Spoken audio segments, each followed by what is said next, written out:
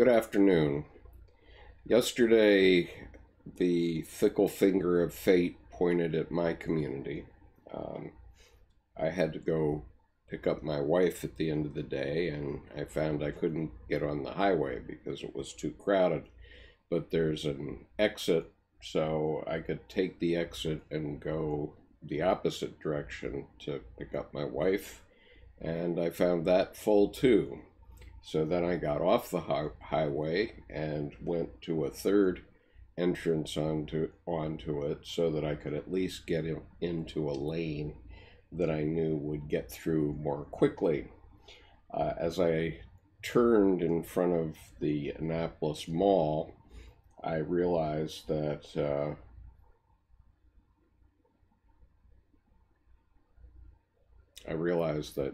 traffic was still stopped, and it turned out I was 1 mile away from this shooting that occurred yesterday.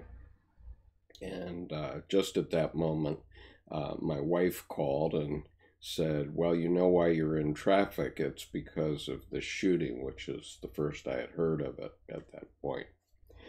So that's a very sad thing, and it's a sad thing for our country in general, that we have so many of these shootings these days. And I think a lot of that is the fact that we don't understand ourselves as human beings. And, I can't say that something would have been better yesterday, but I think that in general, we need to understand ourselves better. And so I'll just quote this. I'll offer this quote from Edward O. Wilson, who's Emeritus Professor from Harvard University, who said, "We've created a Star Wars civilization with Stone Age emotions, medieval institutions, and godlike technology." And it seems to me that we don't understand ourselves. Yesterday, the motivations were apparently resentment and revenge, but those are normal emotions that do come up in the human species. And lately I've been reading this book, Maps of Meaning, by Professor Jordan Peterson. And Professor Peterson has mapped out the whole of human behavior, basically, from a psychological point of view. So we do understand what's going on. I think it would be good if Dr. Peterson, this particular tome is quite it's quite thick. It's it's about 1.5 inches thick, and it's filled with very detailed psychology that Dr. Peterson worked on for 15 years. It's a bit too densely packed, even for me and for most average citizens. I think Dr.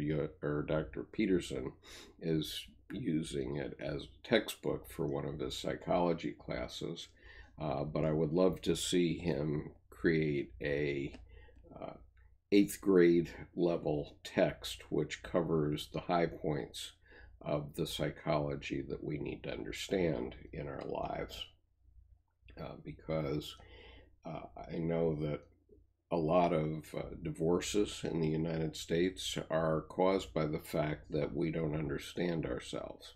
And I had a divorce many years ago, more than 30 years ago now, but after 17 years of marriage. And I know for a fact in my case that the cause of that divorce was the fact that my wife and I did not understand ourselves well. And even though we went to marriage counseling, that was totally useless. The 5 hours we spent in marriage counseling was useless to us. And it's because we don't educate ourselves properly in psychology. And I agree.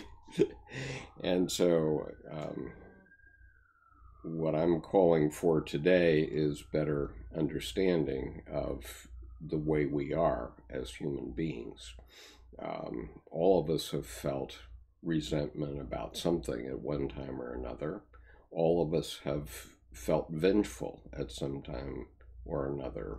Certainly on the elementary school playground, we may have actually inflicted revenge at one time or another. And that's not pretty.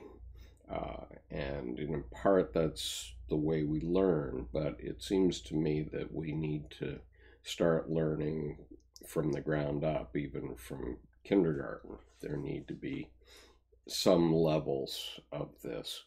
I know in the case of my divorce, it was because my wife and I didn't understand how different our perspectives and our understandings of the world were, even though we had been together for 17 years, even though we had 3 children together.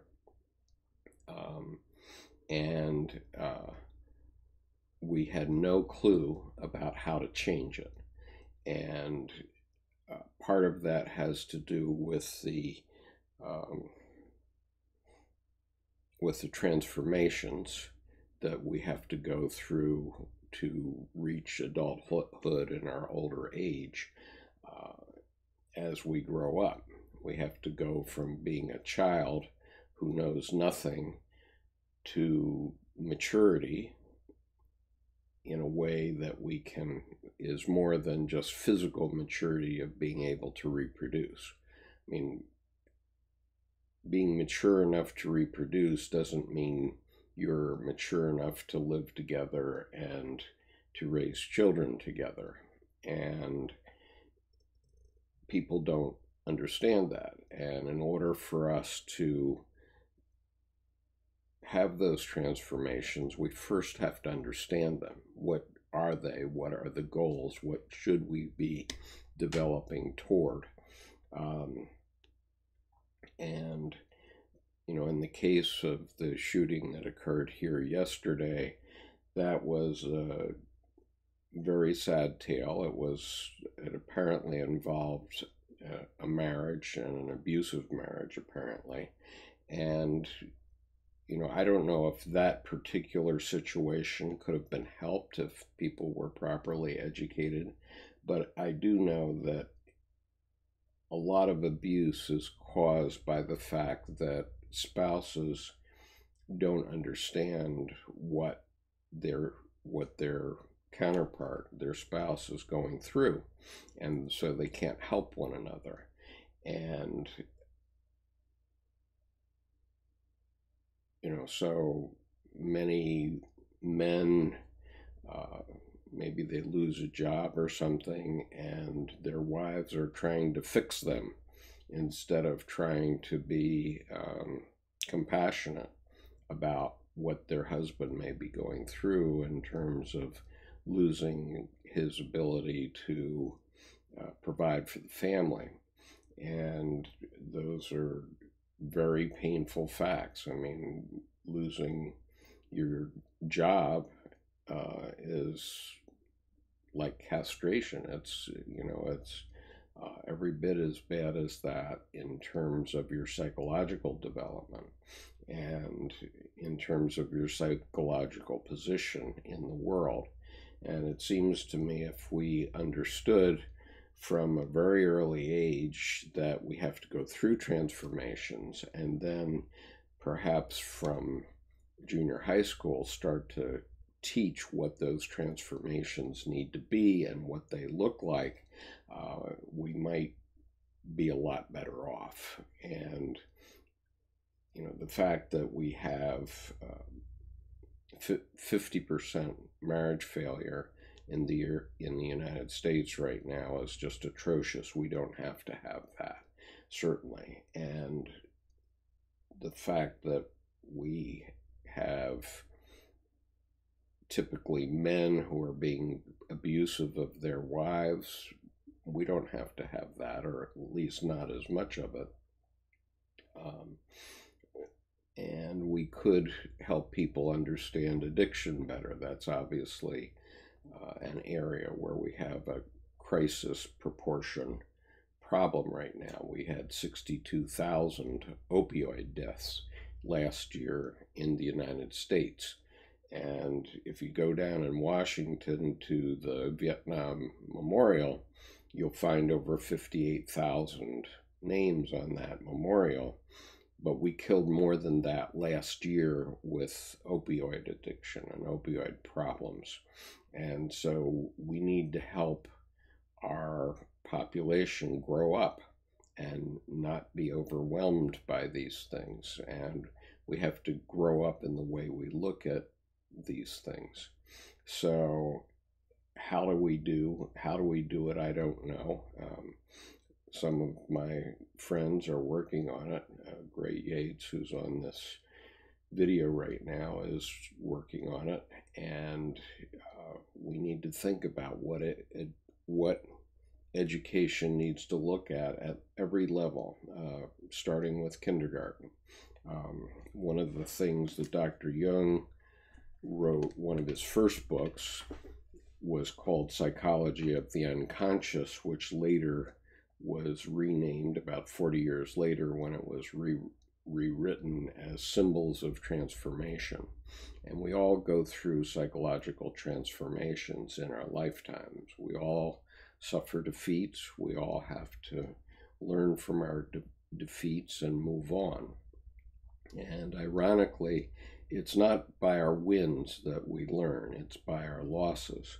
Because if we just win and just sail through and no problem, then we don't really learn anything. We learn by pain, sadly. And so how we go about properly educating our students, I really don't know. But we really need to think that one through.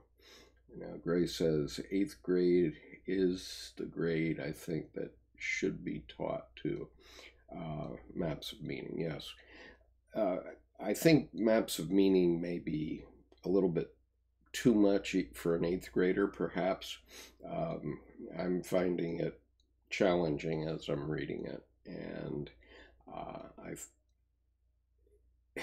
and it definitely starts at age 2.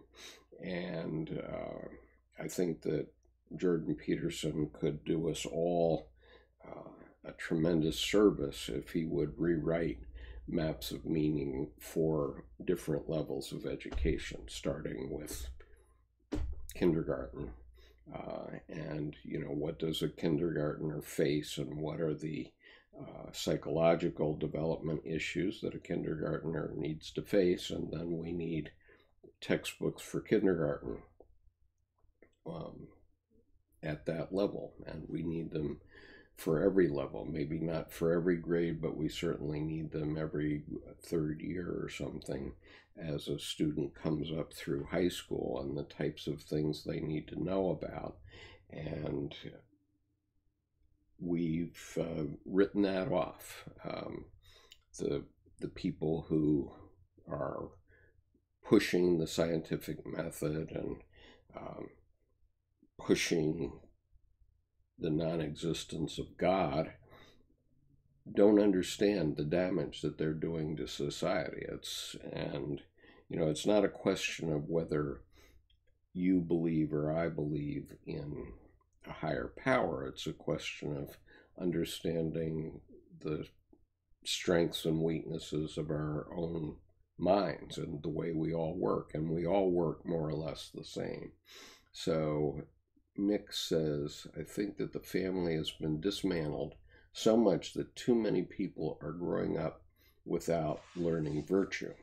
I think that that's certainly an element of it, and religion as well, because obviously people used to learn religion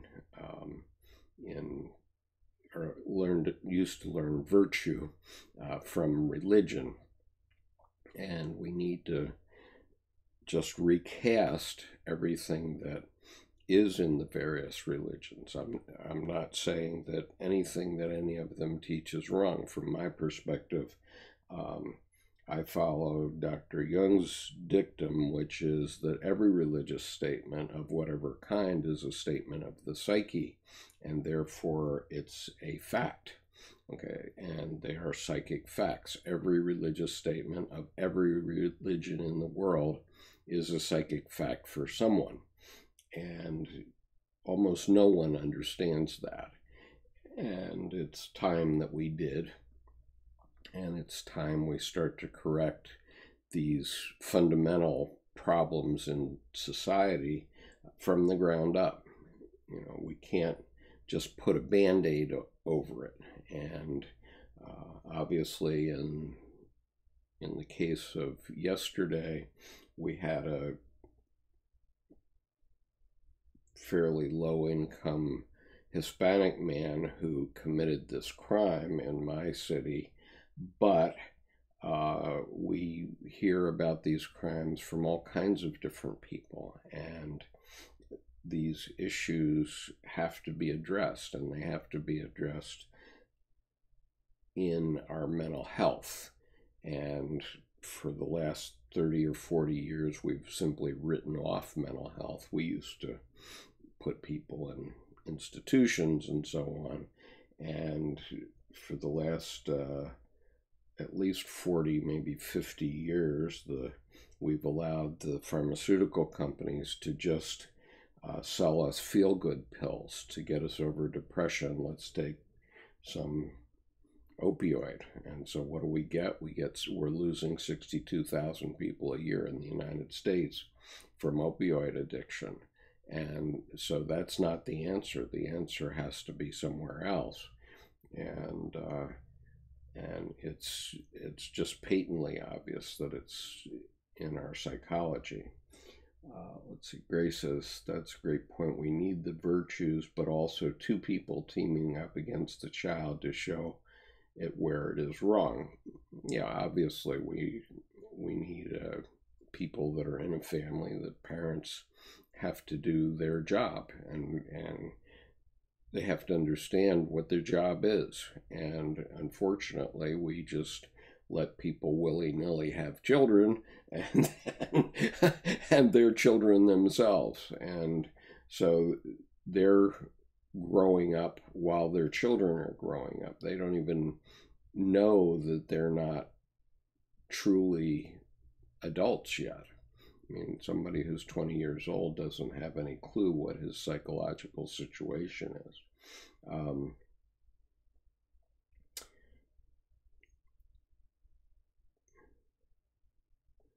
Nick says, agree completely. It is out of balance and stability messed up because as a species, we are essentially failing each other.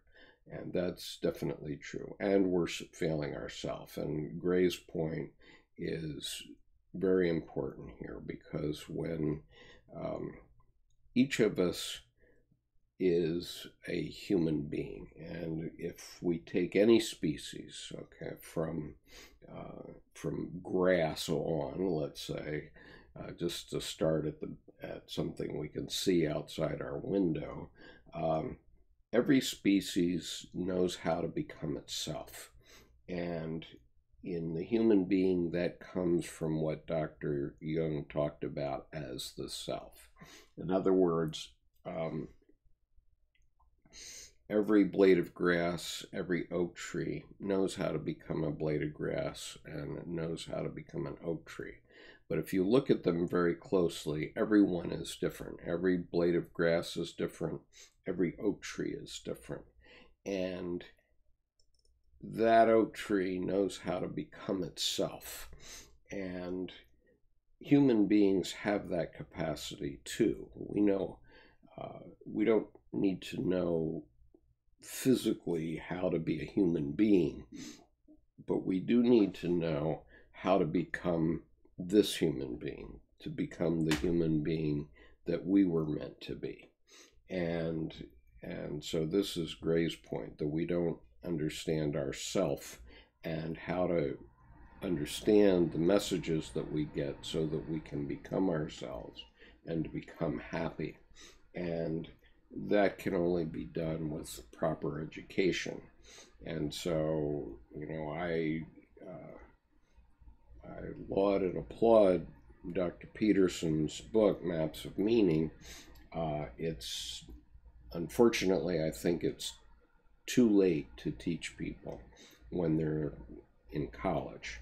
And I urge Jordan Peterson, if you hear this video, I urge you to start deconstructing your book immediately and start rewriting it for 4 or 5 different levels in elementary and high school, because that's what we need.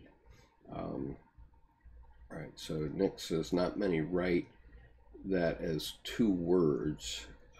I appreciate that you do. I'm sorry, I don't know what the 2 words are. And I guess Nick must be saying ourself. And so Nick Gray is referring to the self as it exists within the idea of Jungian psychology. So it's a reference to the ego-self axis, 2 centers in the psyche that Dr. Jung identified during his career. That's what we're referring to. Right, says Jung Fu, absolutely, yeah, hell yeah.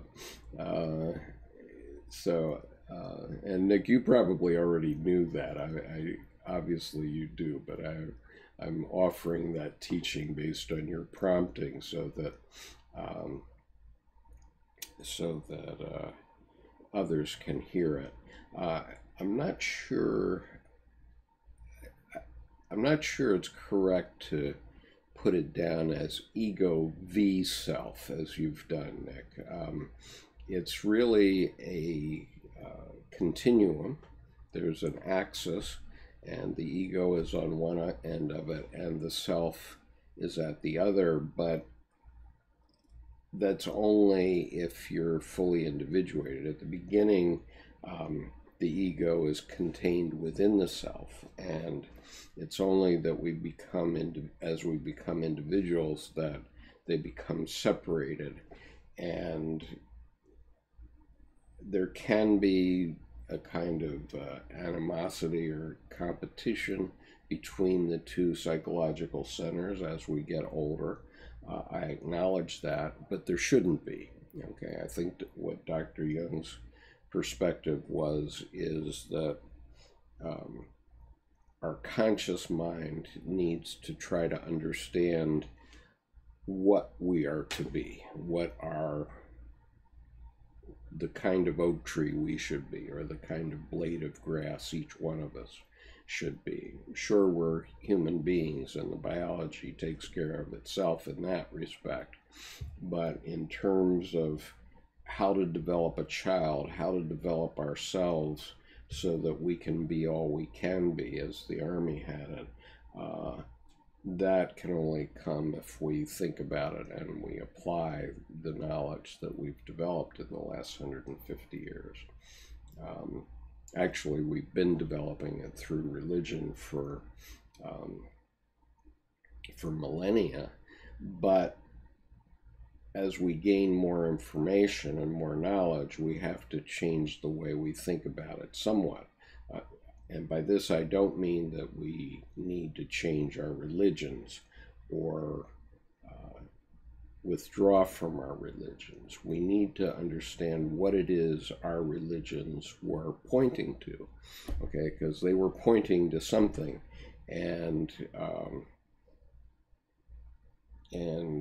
mostly over the last 2,500 years, human beings haven't understood that. I mean, we keep looking back at what happened to Moses and Abraham and the Buddha and Job and Jesus Christ, rather than trying to understand what their message was for the future. And religions did develop psychological approaches. They developed it somewhat differently in different parts of the world, and now we need to understand that all of them basically developed along the same parameters. And so if one broke, if we have to stop thinking that their side is wrong and our side is right, and rather try to understand what we have together as a species that is useful, and we can all learn from one another. For example, a very simple example is the Muslim practice of praying 5 times a day. What could be wrong with that? What could be wrong with taking some quiet time, 15 minutes a day, to try to get in contact with ourselves, with our psyches, and understand where we're going? I don't see there's anything wrong with that, and I don't see why every religion doesn't do it. And that's just one example, and there are many, many. And there are some ways that religions can change their perspective somewhat. Dr. Edinger and Dr. Jung pointed out that Buddhism tends to refer to the self, whereas Christianity tends to refer to the ego. But they're both addressing human suffering, and we all suffer. You can't not suffer and be a human being, because your parents are going to die.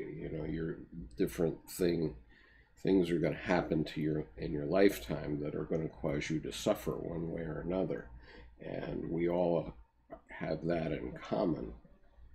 But if I look at Buddhism, I have the sense that it has been a very effective tool. Hinduism as well. They've both been very effective at getting a large number of people to be able to survive on $1 a day or $2 a day in current currency.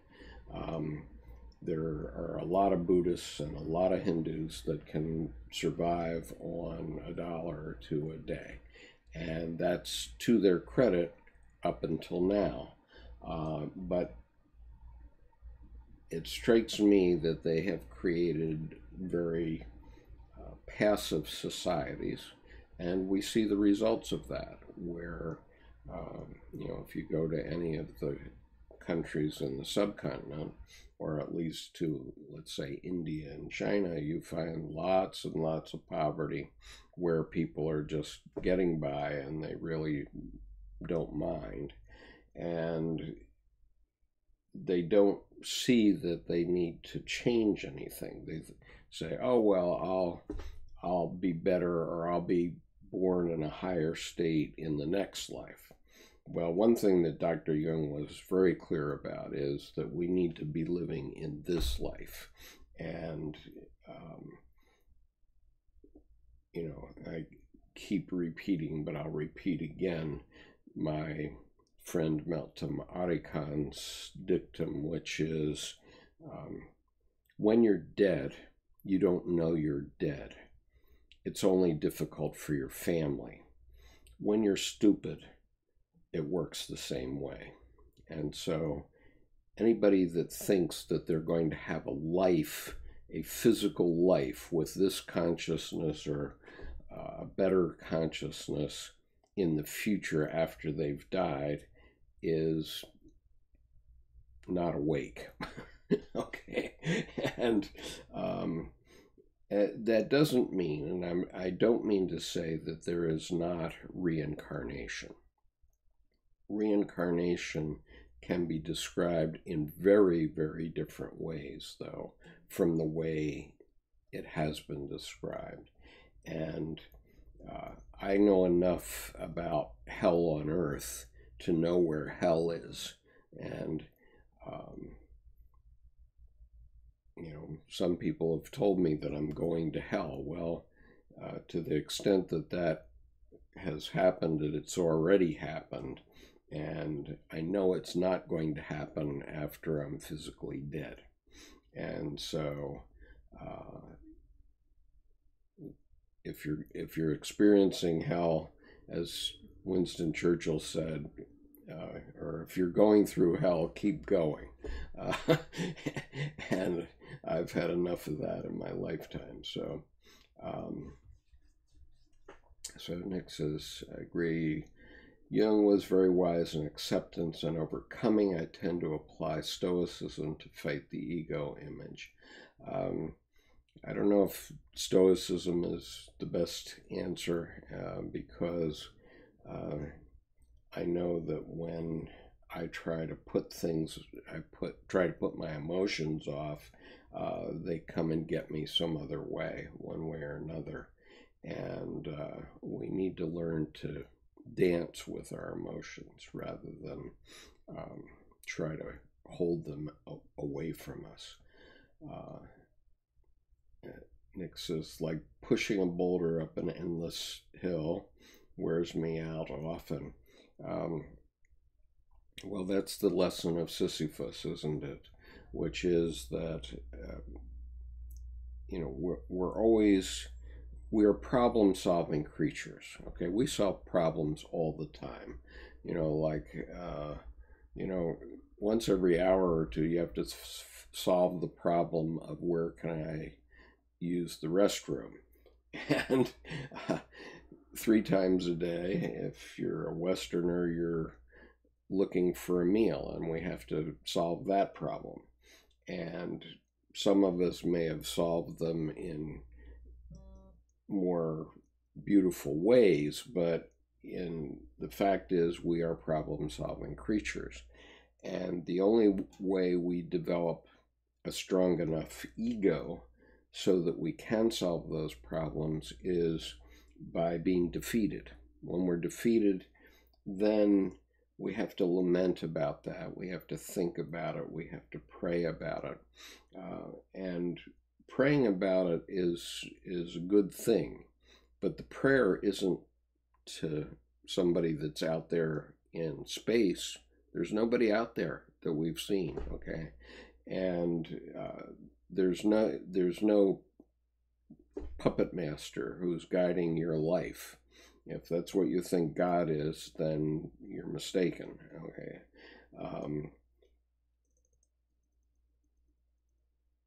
But that there is, in my opinion, a God, but that God is within us.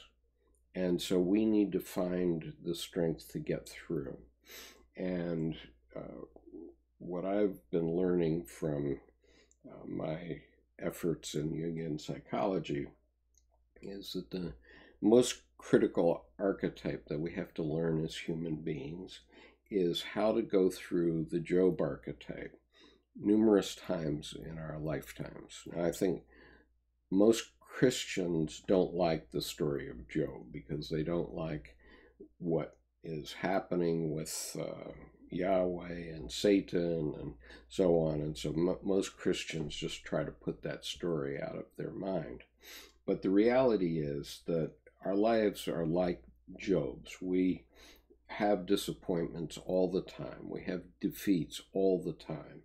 And we either build up a strong enough ego so that we can face those problems, or we die. I mean, it probably is one of the greatest causes of suicide that we haven't built up people's egos to the point that they can cope. Now, by ego, I do not mean hubris, okay?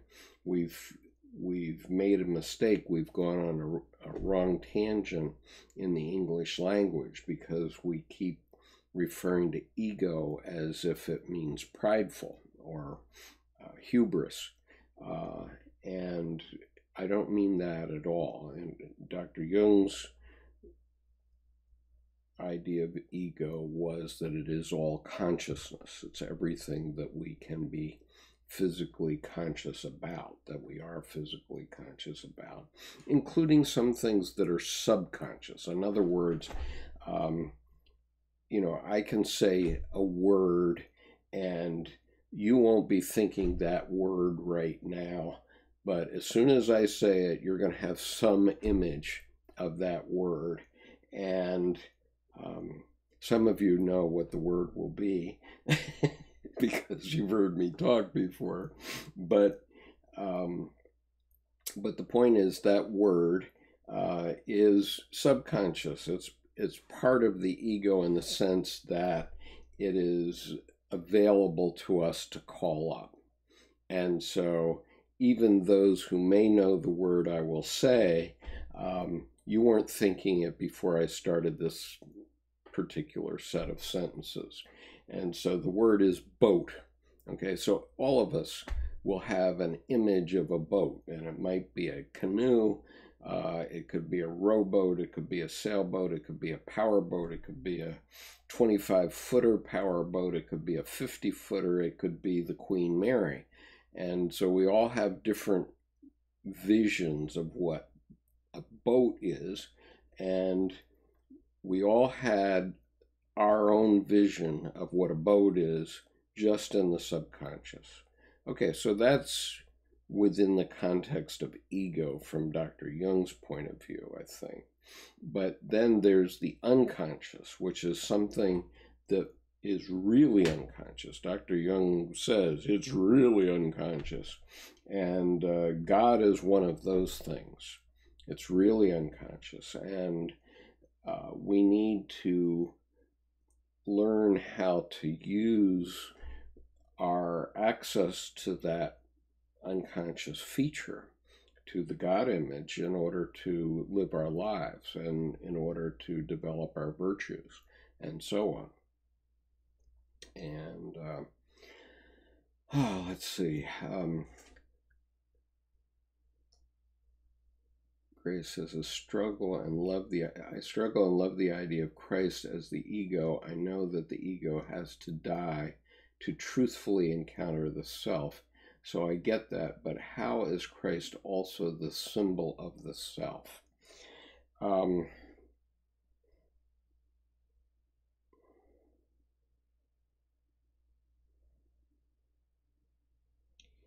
Well, I probably have to write 3 or 4 books on this, so it's not too easy. And Dr. Jung did write a book on it called Ion, which is volume 9II of the collected works, where he explains what Christ means as the symbol of the self. It is a psychic fact, and psychic facts are not understandable in a linear fashion. They have to be understood as a whole. And so there are many aspects of the self. I mean, Christ simply represents the image of that self, that God image. And so if you look at Christianity, you have Christ as the Son of God, all right? And the thing is, we're all sons of God, or daughter. We are all sons of God, or we are all daughters of God. And Christ was in the zone. Okay, let's say sometimes you're in the zone, things are going well for you, whether you're playing football and all of a sudden you can't make a mistake because every pass you throw is perfect, and so on. And so that's being in the zone. And so for that person who can do that, that's a godlike thing, to be able to do that. And all of us have to get ourselves into the zone of what we were meant to be. And that's within us, each one of us. And what Dr. Jung said, he gave a talk about this in 1937. And he said, you know, Christ was an illegitimate son, actually. Okay, he was born of a 13 or 14-year-old young woman. And life is difficult for someone who is in that position. And, you know, in a sense, even I know that because my parents were married 5 months before I was born. Okay, so I know I was conceived out of wedlock. And I was still in my mother's womb when they married, but nonetheless,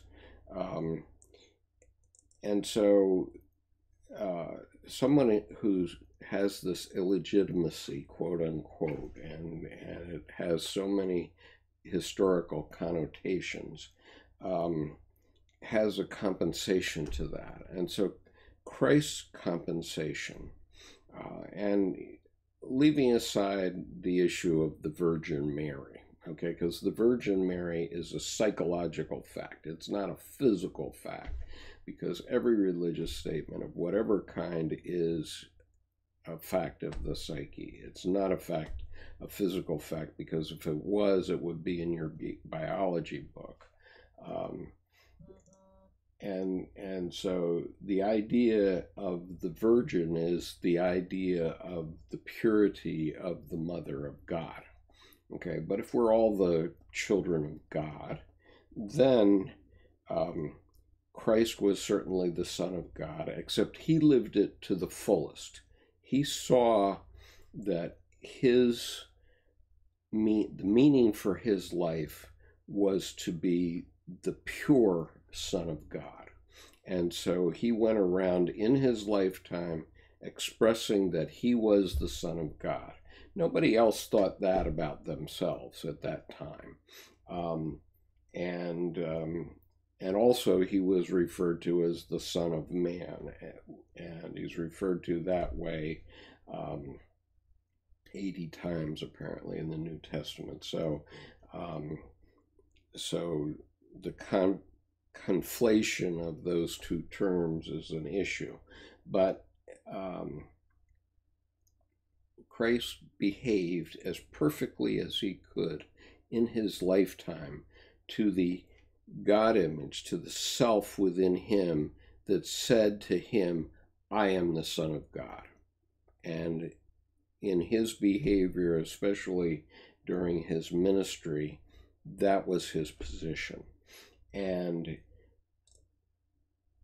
he understood what his role would be, and he understood when he went to his crucifixion, when he went into Jerusalem and attacked, the money changers in the temple and so on, he knew that he would be crucified. And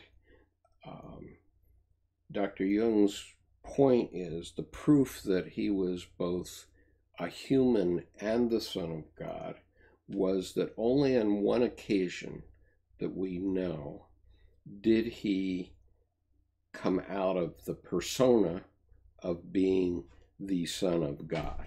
And that was on the cross when he said, my God, why hast thou forsaken me? That was an essential human moment where he felt forsaken by God as he saw it, or as he saw him. But otherwise, he lived his individuated life perfectly. And it was perfect also because of that moment, because that made him both the Son of God and a human being. Okay, and so in that sense, God became incarnate in flesh. Okay, now, Job understood long before Christ, 500 years before, that God has two sides. He has a good side and an evil side, and that evil side has been written off by Christianity as Satan, and yet that's a divine power. The evil side is a divine power, and this is something we haven't really talked about, but anyway, and so when in the Bible, the biblical story, there's crucified next to Christ two thieves, and one repents for his sin and he goes to heaven, and the other doesn't repent and he goes to hell. And even Christ went to hell for 3 days before he rose again from the dead. And no one can doubt that Christ rose from the dead and is incarnated. He is incarnated in me, in the sense that I am carnate, and Christ and his story and his life is within me.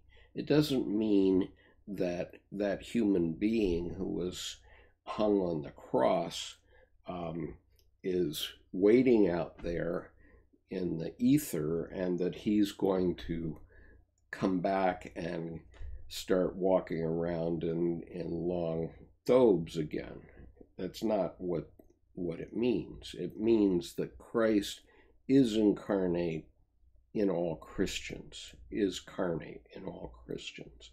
And probably Christ knew that, okay? And Christ certainly knew that the Holy Ghost would not come until he died.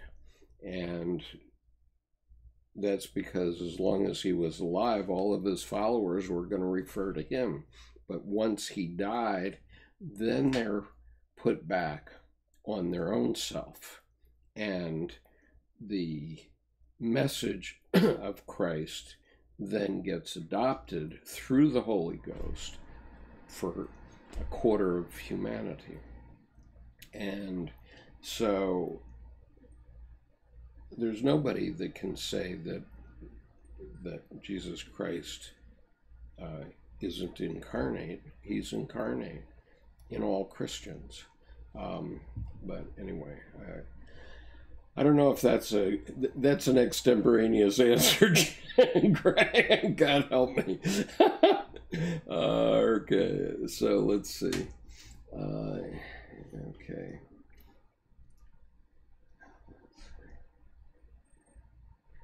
Grace is it? Okay, so anyway, Gray, chapter 5 of Ion is Christ as a symbol of the self, and we'll be talking about that within the next few weeks in the advanced reading group. Nick, to me, Christ described the way to ego dissolution, reciprocal compassion, a very powerful way out of the cave. Well, it's like anything. You can't make rules. You can't make a rule that says we're all going to be compassionate. You know, let's tell the President of the United States, please be compassionate to these kids that he's ripped apart from his families. There's no rule. There's nobody that's going to tell him that and be successful. And so what we have to find, and this is one of the things that Gray is looking at, is how do we evolve from these Stone Age emotions that we have? And how are we going to evolve from that stage where, okay, there's a part of me that says the president's approach is the right approach. Let's build a wall. Let's protect the United States with a wall. Well, sadly, walls, people can build tunnels under walls. I mean, even the movies, the whole series of movies, Fast and Furious, do that sort of thing. Where in one of the movies they physically build a tunnel under the wall, as I recall. And I didn't see that movie, by the way. I only saw the previews, so I can't swear to it. But in any case, as George Patton said in the movie Patton, spoken by George C. Scott, fixed fortifications are monuments to the stupidity of man. And so building a wall is an instinct. Human beings have been building walls to protect their community, probably almost as long as there have been human beings. And from the time we stopped swinging in the trees, let's say.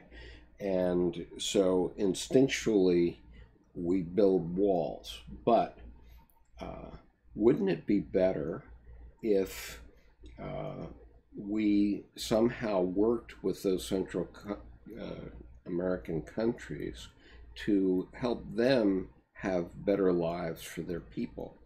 And, I don't know how you do that exactly, but if those societies change some, then there wouldn't be people trying to come to this country. They're coming because they're desperate.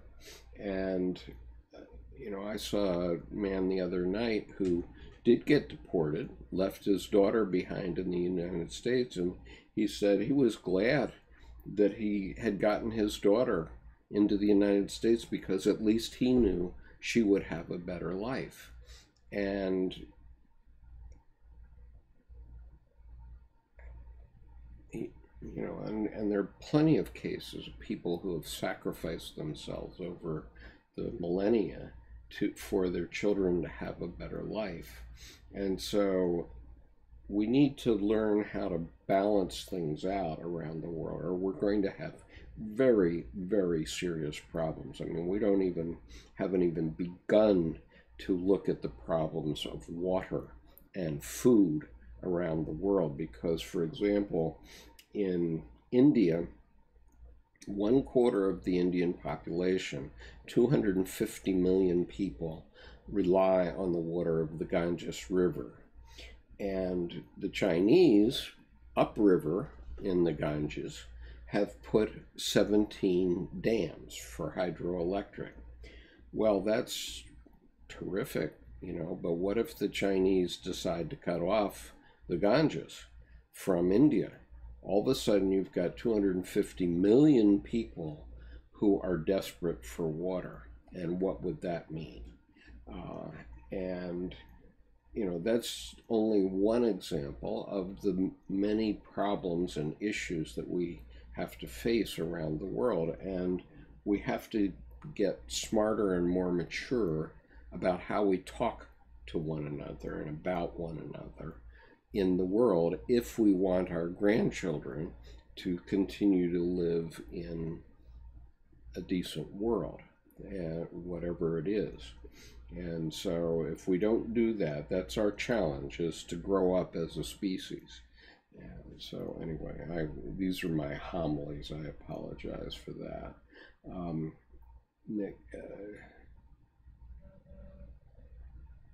so Gray says, Newtonian type materialism and reduction is our most use for thinking because it allows us to break down, store, and recall information. Sure, understood.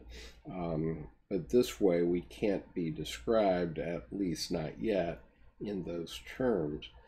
Well, obviously we're going to have a problem with resources in the world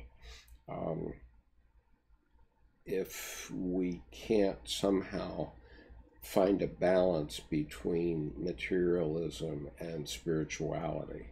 Okay, because 100 yards from my apartment, we have a marina where there are huge boats, huge hunks of fiberglass, and those are monuments to materialism. but they haven't made those people happier. Okay, I told some of you the other night that I had a photograph. Let's see, do I have that photo here still? I don't know if I do, but I guess not, because it was in a different group. But the point is, maybe I can get it. Hold on a second. I know where it is, so let me see if I can pick it up.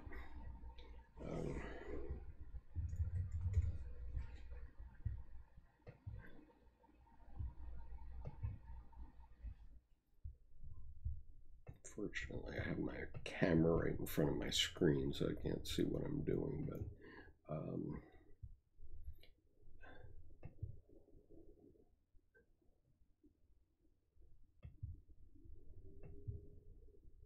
okay,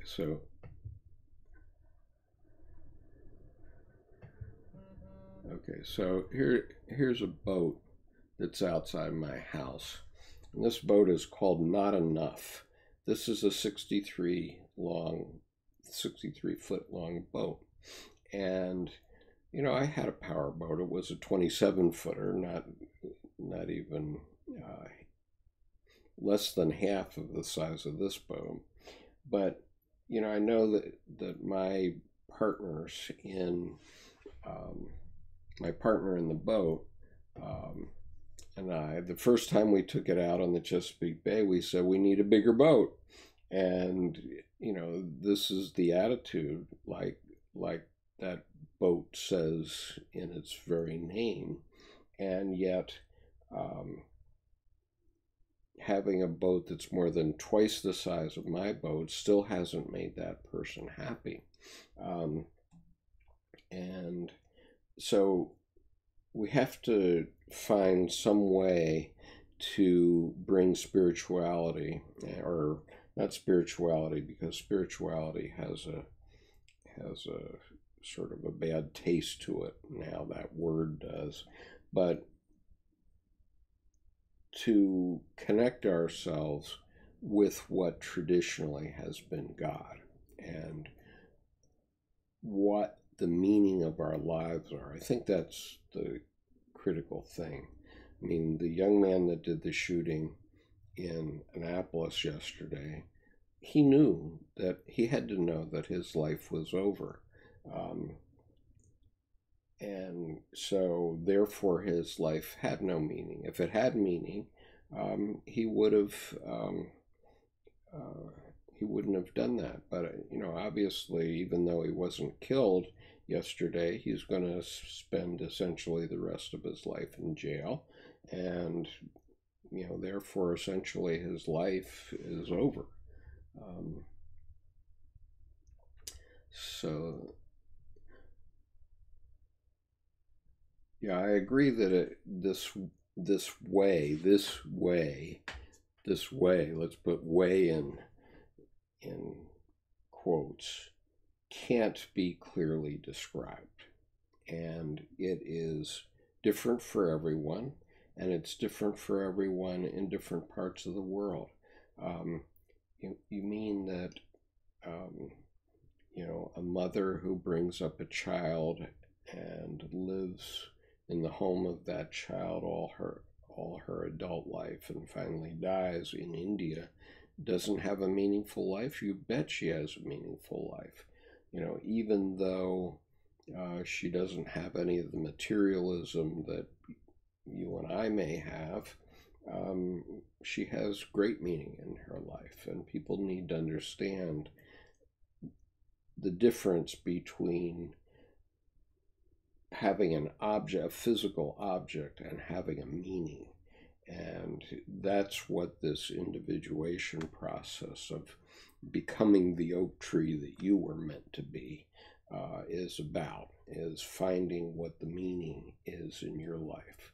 And so everybody gets a chance to put their piece into the great mosaic of life. Okay, let's say that about half of the people alive today, or let's say the people alive today are half of all the human beings that have ever lived, or something like that. Maybe Gray can tell us what the true statistic is. I'm only guessing.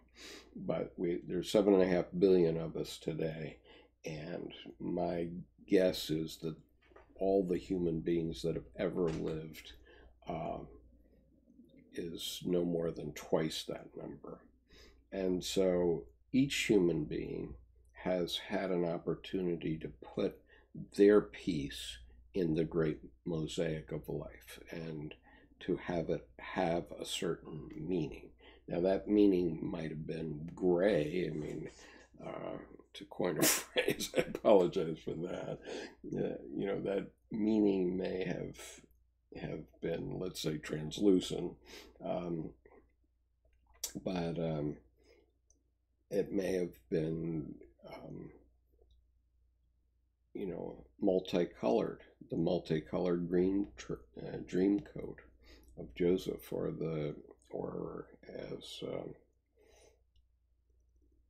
as in the case of Christ, obviously, he got more than one square. He got a whole area of the world's mosaic to put in meaning to. And the Buddha got his area, and the Hindu gods got their area, or the Hindus got their area, and so on. And Abraham got his area. I mean, think of it. Right? Abraham is the patriarch of 3 of the world's religions: Christianity, Judaism, and Islam. And so we each get a chance to put our piece into the great mosaic of life. And that's the meaning of our life in one way or another. And, if people don't have meaning, then you have something like yesterday, where that man didn't see any meaning to the future of his life. And so he basically gave his life up, and the lives of 5 other people. Now, I think that the 5 other people had established the meanings of their lives, but that man had given up on having a meaning to his life. And so whether he was killed by the police or lives another 40 years in prison is really indifferent to him. And so we need to figure out how to teach people to put meaning into their lives, and to respect that meaning. I think that might be a way of thinking about it, not to be talking about spirituality per se or religion per se. It's not for God. It's for each and every one of us to have a meaning in the great mosaic of life. I think that might be a way to think about it. Have to refine that, but okay. So Nick says, the symbols do not exist to describe it, leads to so many misperceptions. Absolutely. Epic levels of human understanding or misunderstanding are clearly around here. Thomas Dennis says, today, sadly, James Hillman's A Terrible Love of War comes to mind, where he discusses Americans' love of weaponry. Yeah, okay, we love weapons, and so have human beings, since there have been human beings. Just ask Jane Goodall, okay, who watched chimpanzees.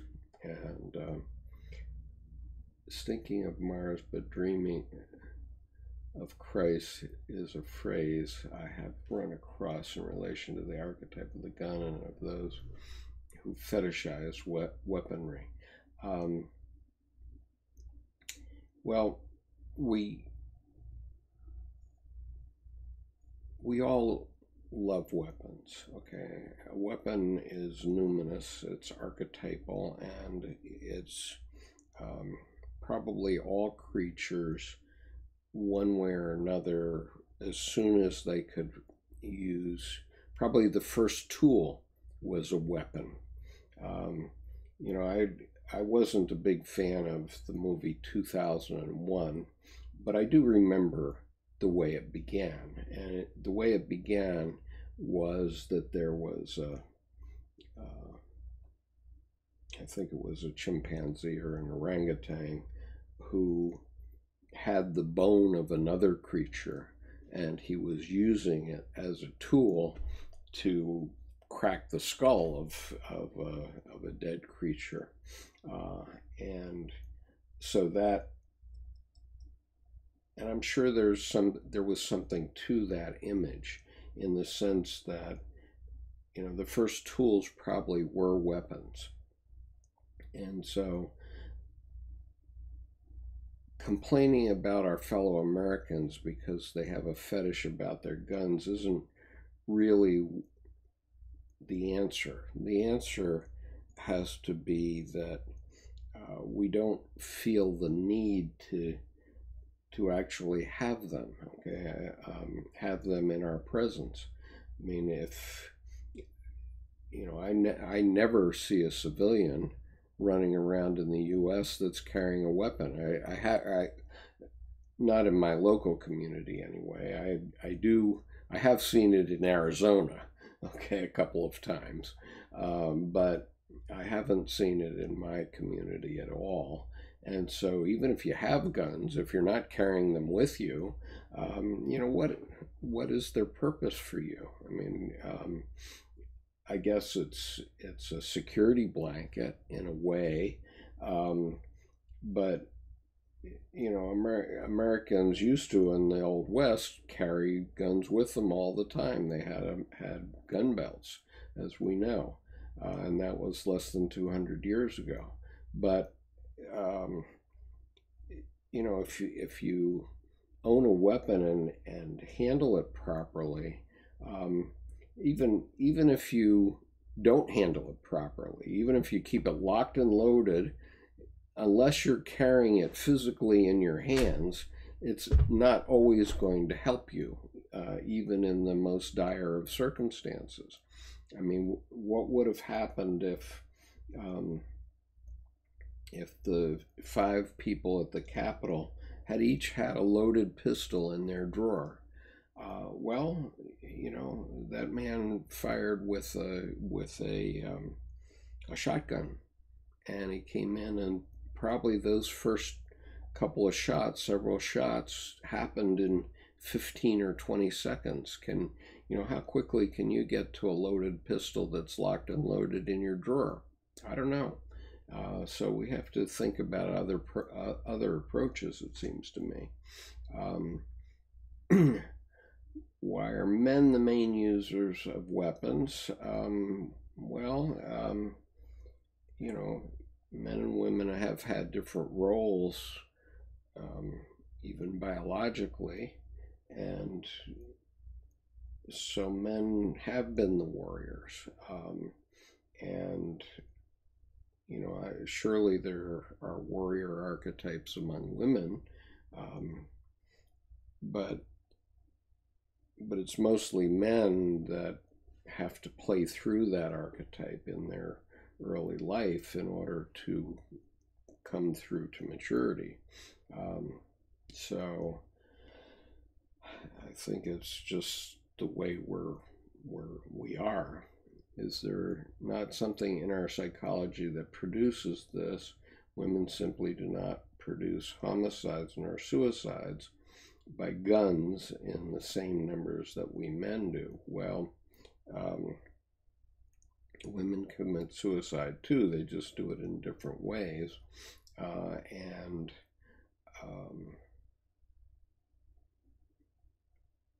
I think it is something in our psychobiology. I just don't think we know enough about that yet. I hope Gray Yates will guide us in that a little bit. But you know, I think that when we say that 22 veterans a day commit suicide, yeah, that's not really a statistic that's valid. I mean, I don't believe this is people that are physically coming back from Afghanistan and 2 weeks later they commit suicide type of thing. I think that that statistic probably relates to people in their old age, and lots of people in their old age find a way to commit suicide to put an end to their suffering. And, you know, men tend to have a gun handy, and gun is, you know, a weapon is a quick way of doing it. It's bloody, but and you know, I don't think that women want to be that messy about it if they're going to end their lives. But Thomas says, is there a sexual element to the squeezing of the trigger? Probably.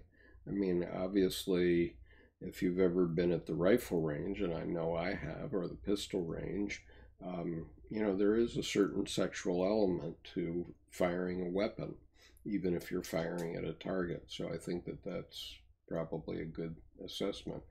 How do we learn more about this? It would seem to be increasingly important that we do learn more. Well, I think it's increasingly important that people start to do the research.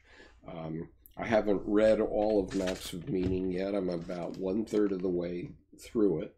But if you haven't read this book, I urge you to read this book. And Jordan Peterson recently made it available on audible.com. I have been reading it when I'm driving because I don't have time to sit and just run out everybody's reading, but I do read a lot of books on Audible, and you know, I find the book very complex and difficult to keep the whole picture in mind. And what Dr. Peterson has done has broken down the human psyche in many different ways. And so I suppose he has a global map of the meaning of his life, but I think it's very hard for the rest of us. So I hope he'll at some point provide a primer for the rest of us. That would be useful. But I mean, but I think that one part of the answer might be to read this book and start to refer to it. But as Dr. Jung said, we know nothing about the psyche. Okay? We know nothing. We know nothing about the unconscious. And so we need a lot of PhD theses written, and we need young people to get hot and start doing research on this. The human species needs that, that's for sure. And I think we're starting to get our arms around it. I think that you know, Jonathan Pajot and Jordan Peterson, among many others, even Paul Vanderklay, are starting to try to get our minds around this. Certainly I am trying, but you know, I make no claim to ultimate wisdom. I'm only saying that in the last 31 years that I've been studying Dr. Jung's work, it has helped me. And so I'm trying to offer my experience for the benefit of the rest of the listeners of this YouTube channel. And if that can be helpful to you, I'm delighted, because that's my purpose. And if the meaning of my life is that I could stop one school shooter or save one marriage, that's a good meaning. That's a purpose.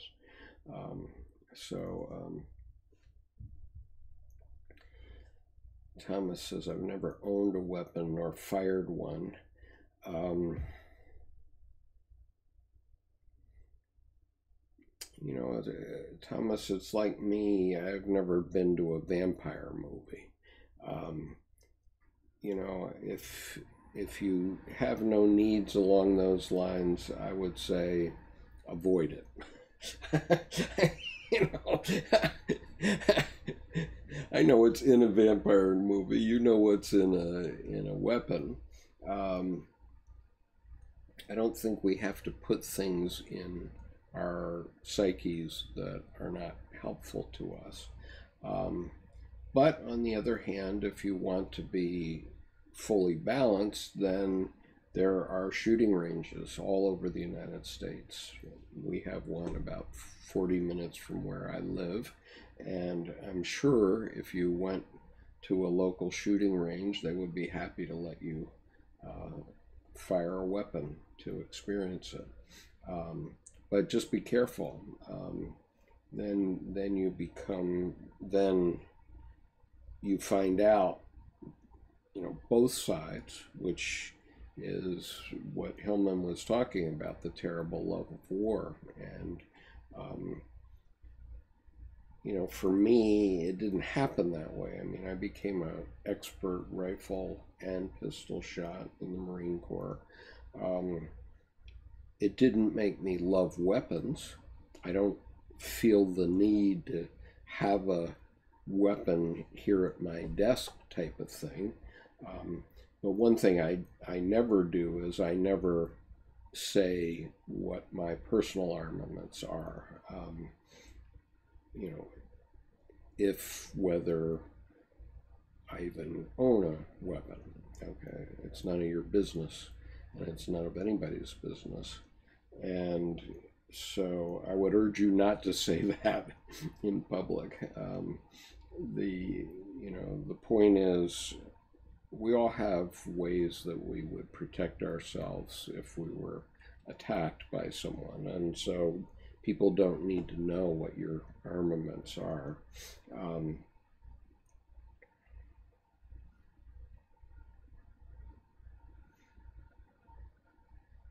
yeah. Uh, Thomas Dennis says it's conceivable that it has something to do with the more rough and ready attitude towards guns. Um, well, you know, I think it's in the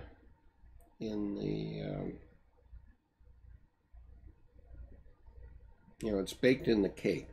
It's in the DNA that men uh, want to use tools, and tools, probably the first tool was a weapon, is what I guess. And I don't know when that happened. It probably happened millions of years ago. And so, you know, now we have guns, but, you know, and guns are numinous. But if you look at the guns that they use in movies, those are pretty useless weapons, honestly. I mean, I wouldn't want to carry one around, even if I were in combat. They're just useless. And so, um, you know, guns have a power, you know, but so do stoves. I mean, um, and you know, so I mean, even this, you know, even that those boats, these pieces of fiberglass, have a power because they make us, okay, I gotta try to work until I can get something like that. Well, you do well to figure out what the end game is, honestly, and you know, if you look around any seagoing community like Annapolis and you see all the fiberglass tied up at the dock, that ought to tell you something, that maybe it's not going to bring happiness. So Nick says your speaking has helped me a lot. You are a wooden Buddha. Well, I hope I'm not wooden yet, but my favorite Peterson quote is "Clean your room." The guy is awesome. Yeah, it makes a lot of sense. A lot of men have not been properly fathered, and I think that Dr. Peterson has offered a lot of good fathering advice to young men, and cleaning their room is a good one. But I think Dr. Peterson is also a J on the judging perceiving scale.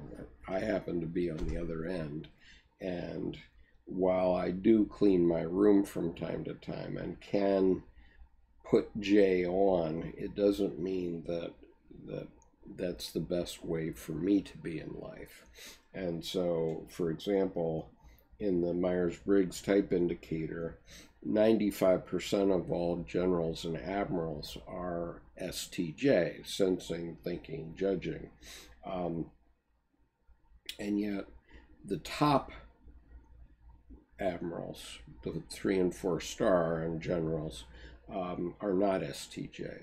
These are people that are more like Colin Powell than George Patton, let's say. I mean, there's a time and a place for a George Patton in a global war to make 4 stars, but in general, people like that, in my experience, don't get to the top ranks. And so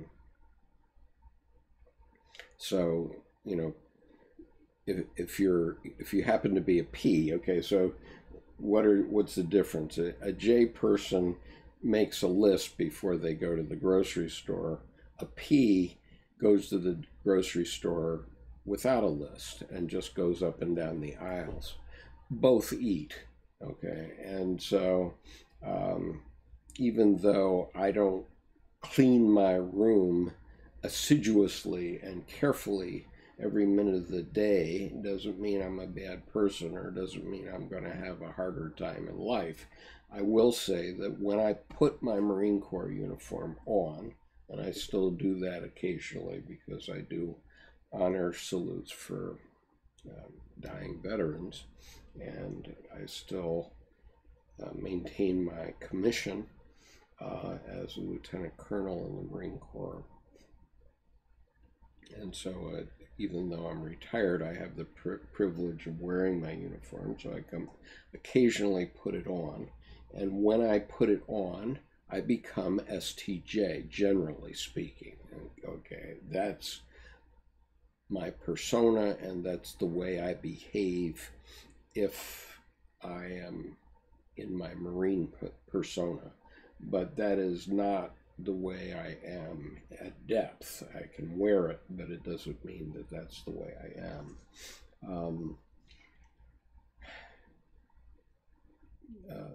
Thomas says, isn't it the somewhat evil thrill of exerting the will from a distance, as when I used to shoot songbirds with a pellet gun when I was a kid of 14? I still regret that time. Sure. I mean, obviously that's an issue, but then you have to examine the spirits. That's Dr. Jung's point, that we have both a light side and a dark side coming forward. And I regret times like that also,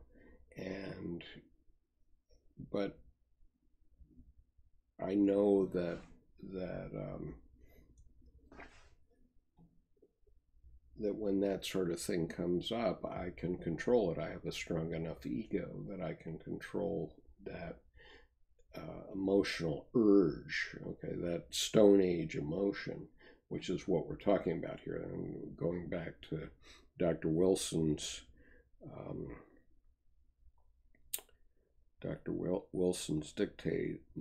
dictum about the fact that we have Stone Age emotions. What you're talking about is one of those. And So we need to civilize ourselves, keep ourselves civilized. I mean, it doesn't mean that there's never a time for a Stone Age emotion. Certainly, if you're in battle, sometimes a Stone Age emotion might be just the right thing. But, you know, if you're in church, it isn't. And, you know, it's...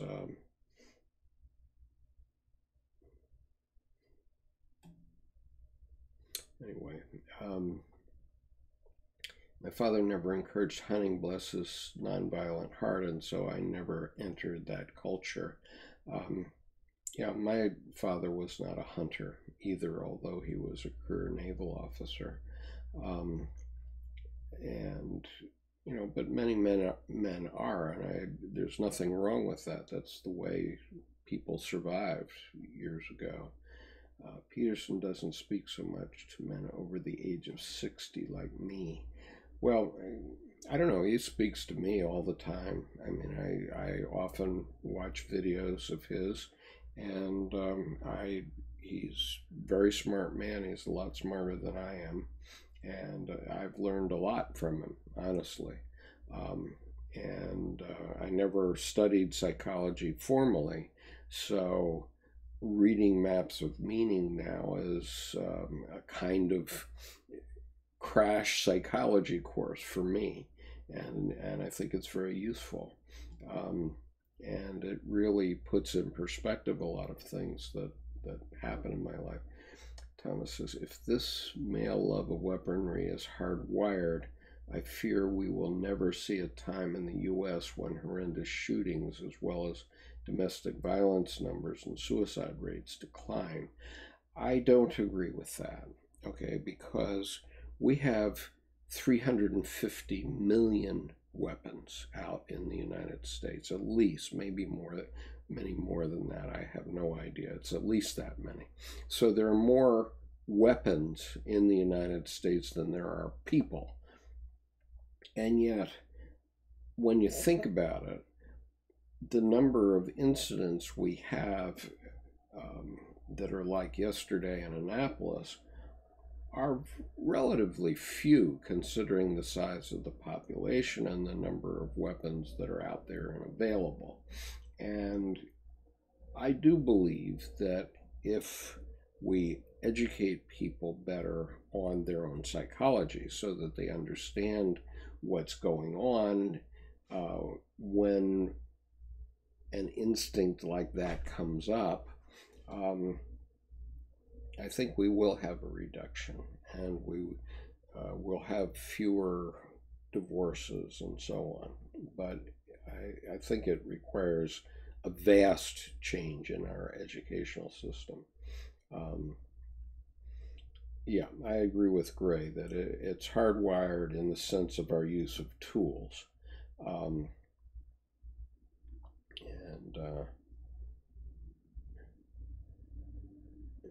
Yeah, we have one for every citizen, definitely. And Gray says, I'm a little more bio than psychology, but I think the weapons are seen as tools, not a love for weaponry per se. Yeah, I mean, you know,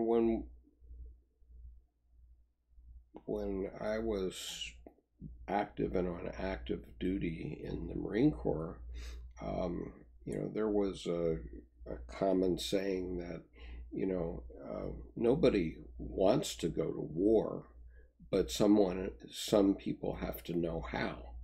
And, you know, that's the point that, you know, as a species, we've been competing with one another since we were single cell organisms. And by the way, we all have grandparents. If you go back far enough, we're all single cell organisms, so don't kid yourself. And I have two friends who are very senior NASA microbiologists, and they say, you know, if aliens came to the Earth, they might not see us as individuals at all. They might see us as colonies of the organisms we carry around. We all have living beings within us. And So I sort of lost my train of thought there, but um,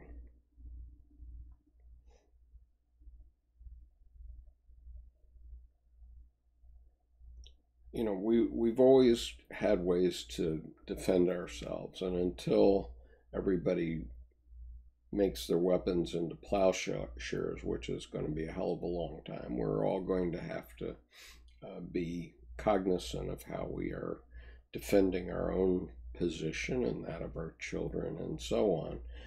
But that doesn't mean that we have to be crazy about it. In fact, we need to be smart about what we're doing. I mean, the fact that, first of all, the founding fathers never said that any crazy lunatic American can have an Uzi.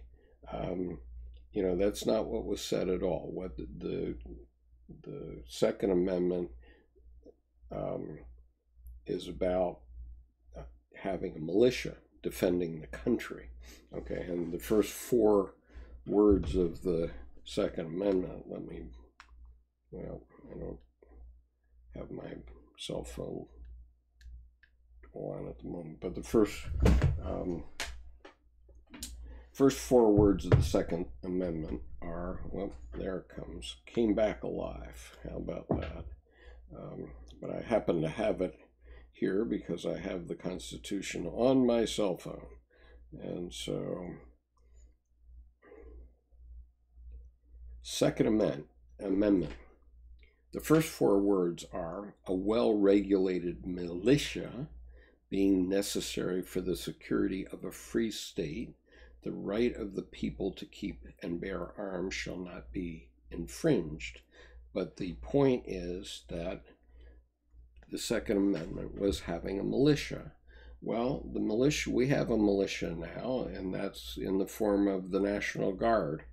And that doesn't mean that Joe Blow down the block ought to be able to have an M60 tank, and so we have to start waking up and having a little common sense. And I think if we have a little common sense, nobody's coming after your guns. People, if you want to have a gun, you can have one, but if you're not mentally stable, I think the state has a right to withhold the gun or take it away from you if there's an issue about your mental stability. And so these are issues of degree and so on, but selling people semi-automatic weapons at gun shows is not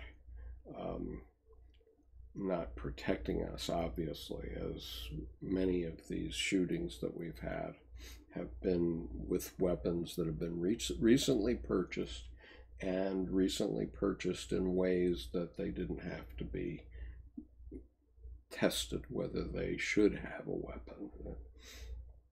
So, we have to have a little common sense. If we're going to be human beings, let's be human beings and have a little common sense. Ever compare the number of suicides in the U.S. versus homicides? Suicide is thrice as prevalent. Yep, I have no doubt about that. What other countries have the same sort of homicide-suicide rates? How about Japan?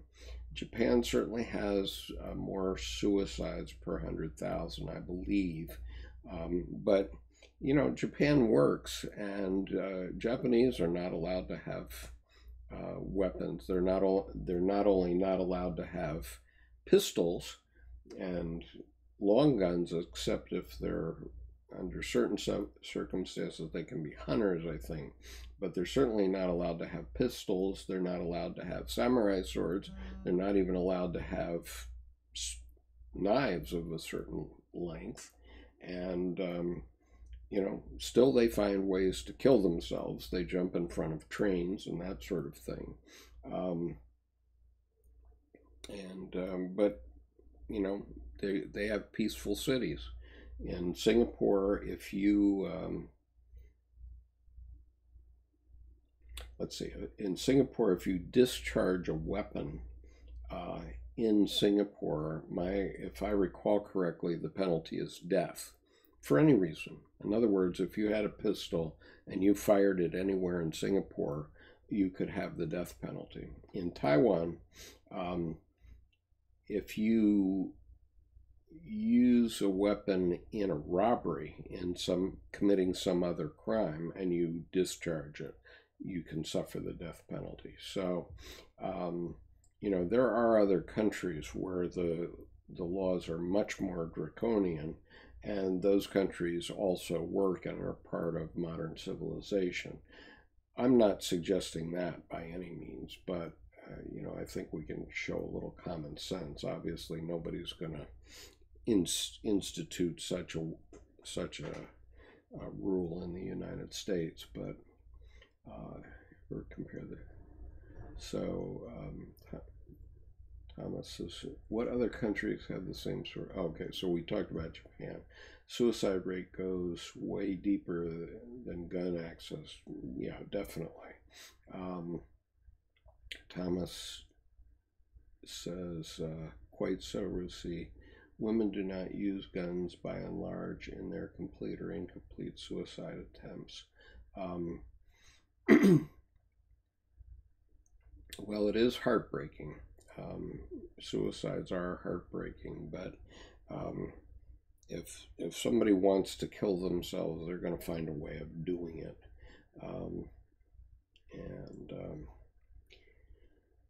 Thomas says, it seems we are just throwing up our hands. Oh, well, it's human nature. Too bad folks who are mentally ill don't get themselves to a mental health clinic. Well, I'm not throwing up my hands. I'm here trying to advocate for psychological education, which may ameliorate these things. But if we take an issue like abortion, for example, I'm personally against abortion, but I think that abortion should be available to women who want one in a sanitary and medical way. Why do I think that? I think that because before Roe v. Wade, we still had 500,000 abortions in the United States every year, except that they were done in an unsanitary method, and they were brutalizing sorority sisters who were forced to use knitting needles and such, and 15% of our medical community was committing or doing abortions, but they were committing felonies. And so is our society going to be better if we're criminalizing 15% of our doctors? I don't think that's a good thing. And so we have to recognize that there are going to be abortions. Banning them isn't going to prevent them. It's only going to make them more brutal, and it's going to brutalize our society once again. And so these are complicated issues, obviously, but we have to wake up and start thinking a little bit as human beings.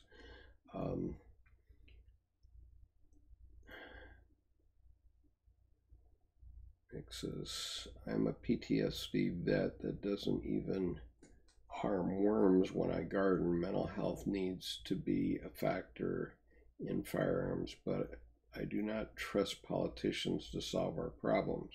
Well, somehow we have to have a society, Nick, and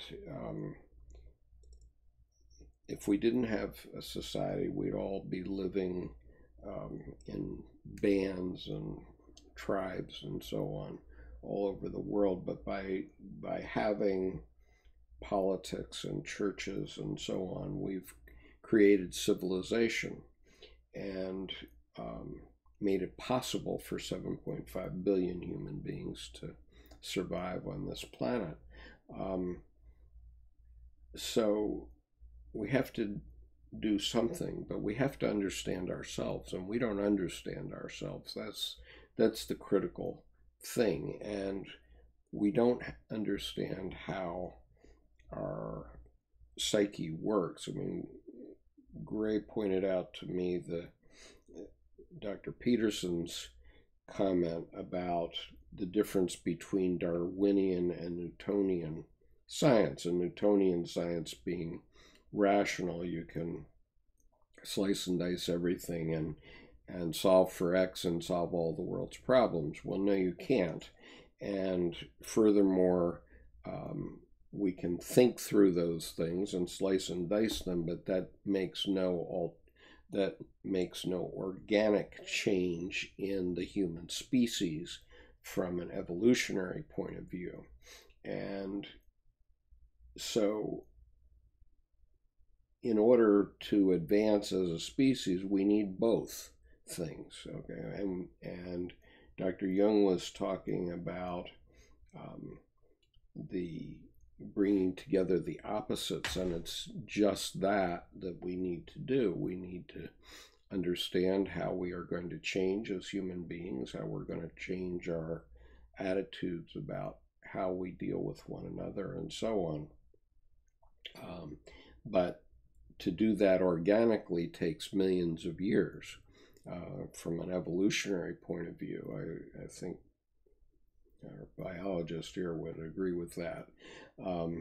But we don't have millions of years because we have godlike technology. And so we have Stone Age emotions because we've developed from an evolutionary point of view, but we have godlike technology because we've had the scientific method. And so we have to bring those two things together and see our shortcomings as human beings and make adjustments for that within our societies. I mean, this we have done, and this is why we have the United States of America, for example. Let's see.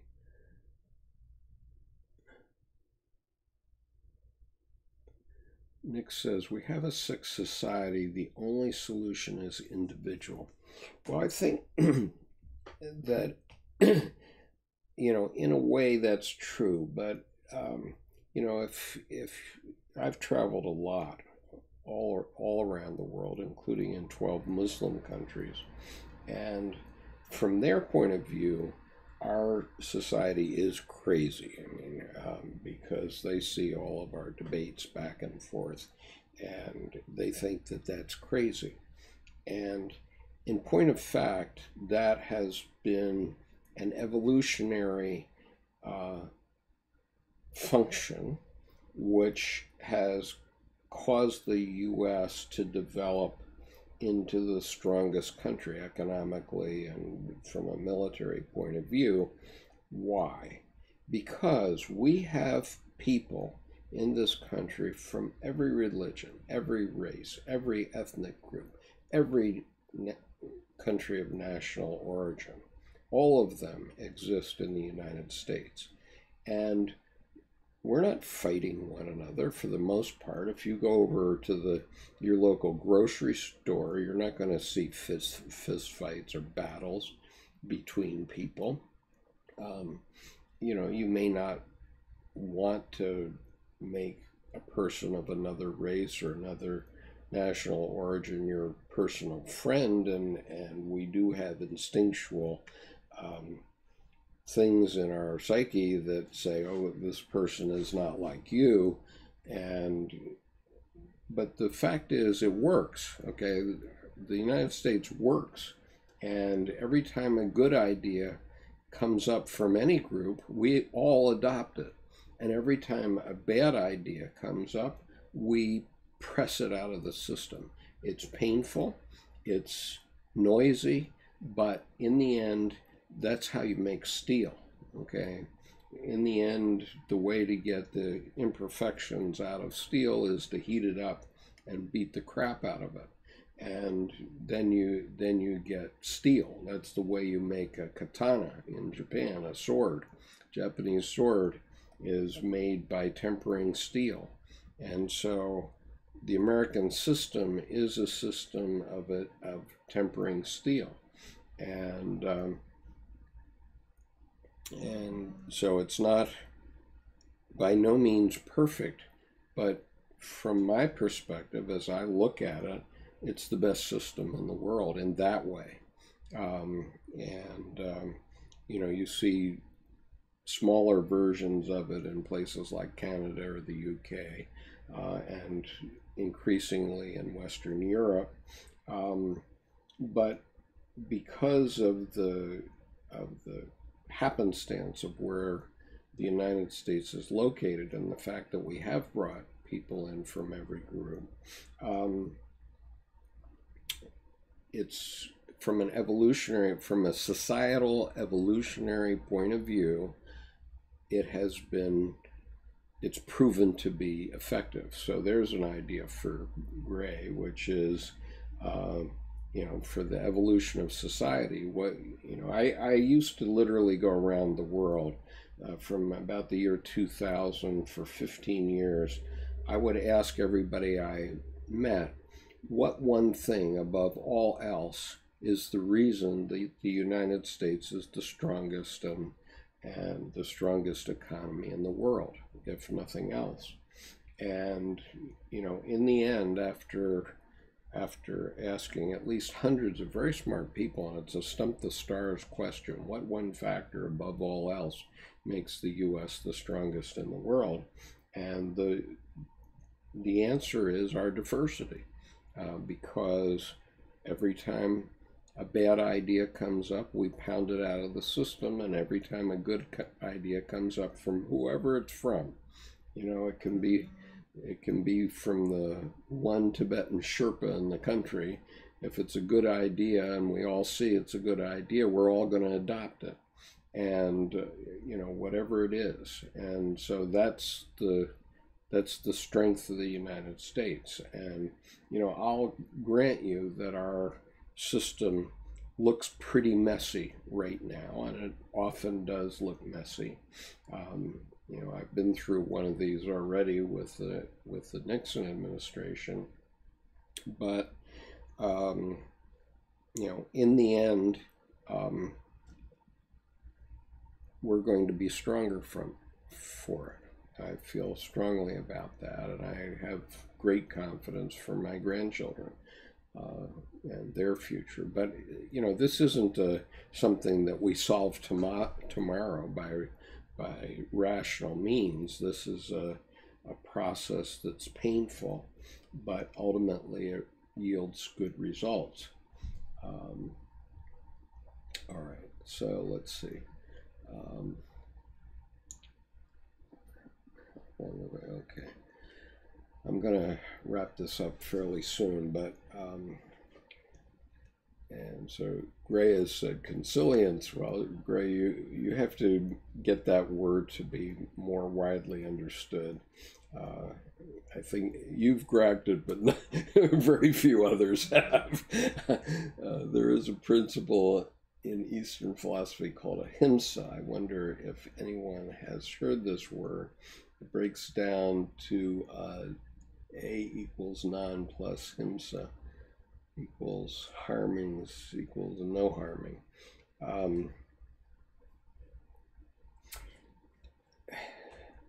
Certainly I've run into ahimsa quite a lot, although I don't have a definition for it on the top of my mind, but it's a Hindu approach, and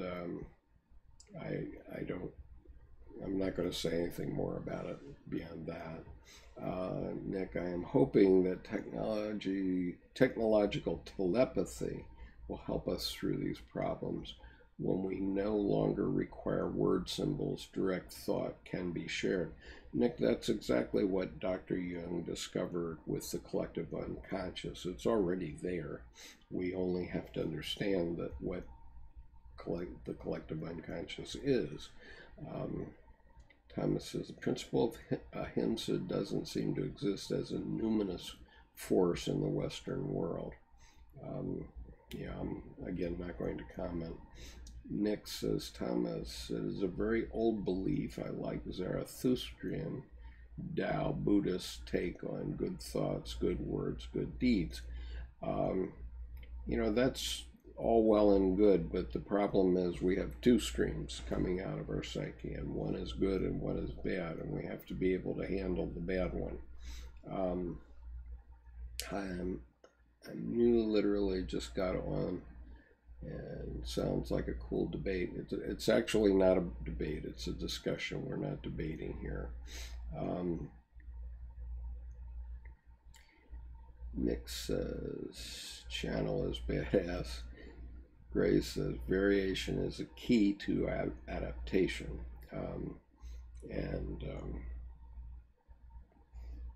Yeah, I mean, look how many species of flowers, or how many species of even monkeys or whatever there are in the world, or how many species of dogs there are.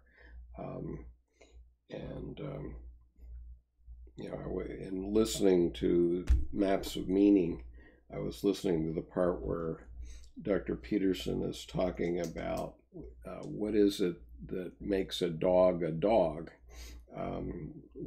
What is dogness? It's a good point, because obviously there are lots of creatures that are dogs, and we would all recognize them as dogs, and yet they vary vastly. And yet, from a natural perspective, if you go to any local dog park, they'll play happily together, and for the most part, unless there's something like a female in heat or something like that. But if it's just dogs being dogs, they play well together, and a Great Dane will play well with a Chihuahua.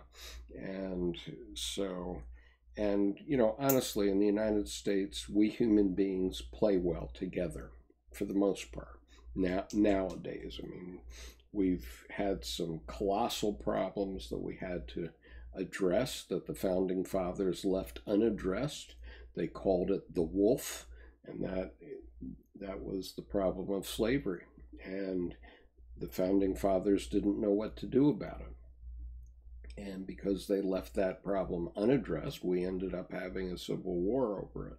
And we're still suffering from the consequences of the fact that the problem was not addressed, even today. But it's gotten a lot better, I'll tell you that.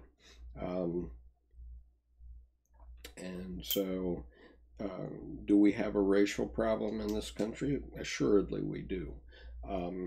Do we, is it a lot better than it ever has been? Assuredly it is.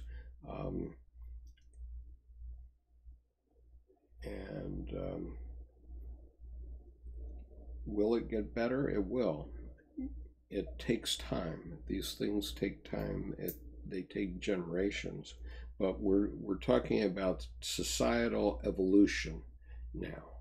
And we do see the results of that if we walk out our door, if we go to our local grocery store. Gray, where you live in Georgia, if you ever saw a black man with a white woman in the grocery store in your city, you probably would have seen a shooting, okay, back around the time that you were born or earlier. But today, it happens everywhere in the South. We have mixed marriages everywhere in the country, in every ethnic group, and there are plenty of human beings in the United States who reject that because other is rejected, but by and large, it works from a societal evolutionary point of view. And, we live together, we work together, we go to restaurants together, and the system works for the most part. It's not perfect. There are lots of frays around the edges, but it's vastly improved from when I was a young man, I can tell you that. I mean, when I came to Washington as a second lieutenant in the Marine Corps, it was not possible for a white man to walk east of the Supreme Court on Capitol Hill. Not possible. And the day that I reported for active duty in the Marine Corps, June the 12th, 1968, 4 second lieutenants who were wearing dress blue uniforms were shot to death in a bar in downtown Washington that day. And Resurrection City was on the Mall, and it was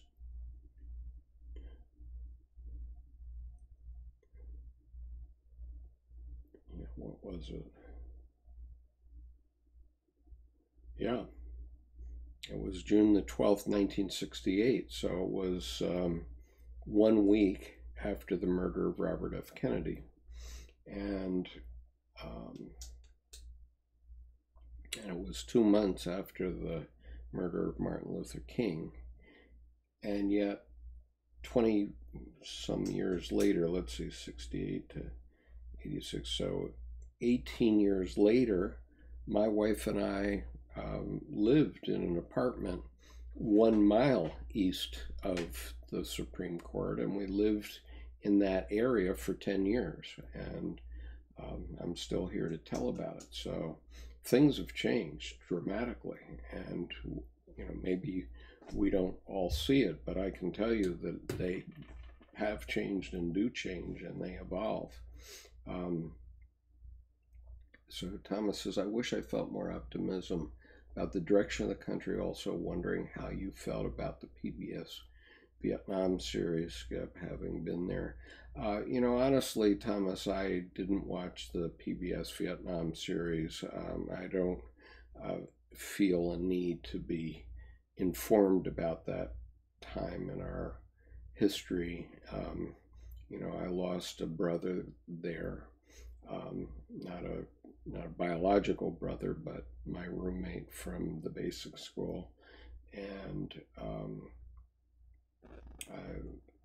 I lost actually 3 people that I knew quite well in Vietnam, and as I said, I came back from Vietnam with a very mild case of PTSD, and so I don't try to put those things in my mind, in the same sense that I don't go to vampire movies, because I don't want to put those ideas in my mind. But for people who don't know anything about it, probably a good idea to watch that PBS special. And the PBS special, by the way, let me repeat it. There is a PBS series which is on at 10 o'clock on Saturday nights. The first of this series was last Saturday, I believe, and it's called World on the Brink. And the very first thing in World on the Brink is this quote from Edward O. Wilson, who wrote the book Consilience that Gray Yates is referring to here. And so the quote at the very beginning of that series is called, it says, "We have created a Star Wars civilization with Stone Age emotions, medieval institutions, and godlike technology." And that's the issue, okay? And so the first step in solving a problem is knowing you have one. And so we all need to meditate on that quote, I would say. And apparently there are going to be several other episodes in this series, because on my television it says season 1, episode 1. So I think there's going to be several more episodes. So I urge you to find that on PBS and watch it in replay.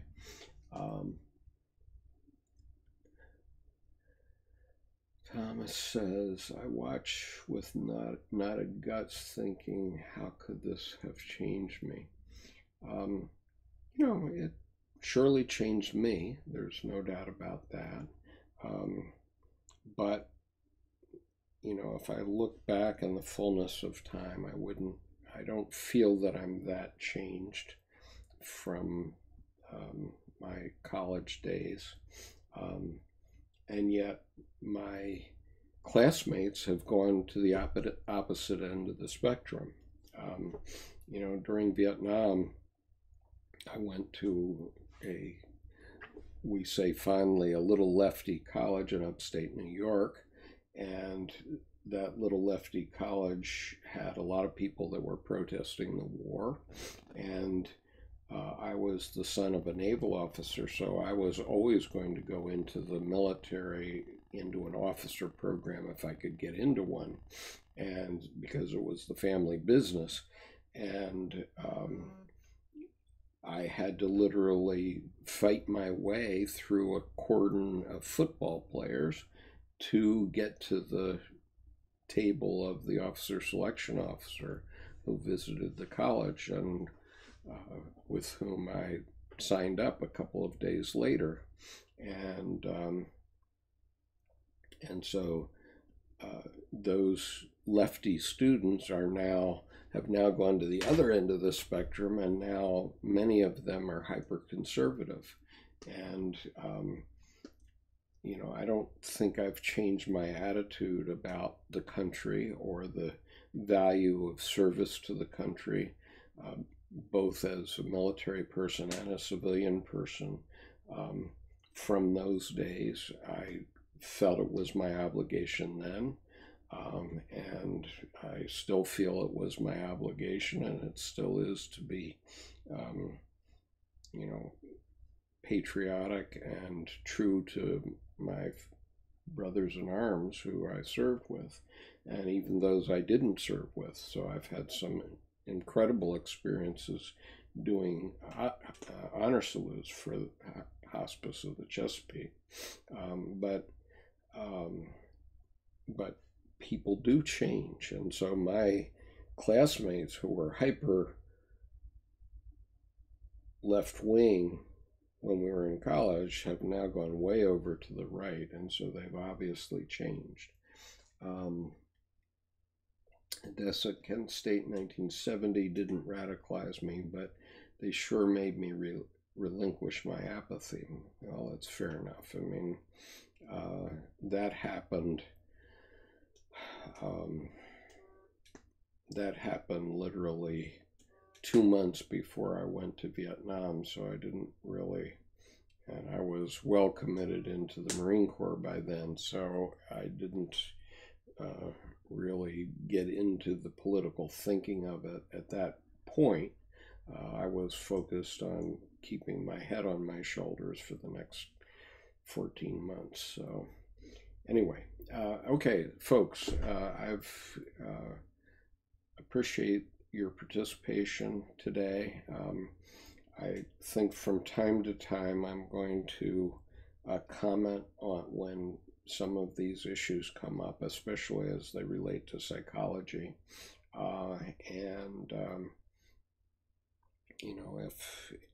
If they're helpful, I intentionally washed my short sleeve polo shirt that's black in recognition of the 5 Annapolitans that we lost yesterday, who were good Americans and who were doing their job. And so I may come back online on occasions like this in the future. So anyway, thank you for joining me today. I'll see you again sometime soon. I'm going to stop the stream at this point, but thank you for joining me today.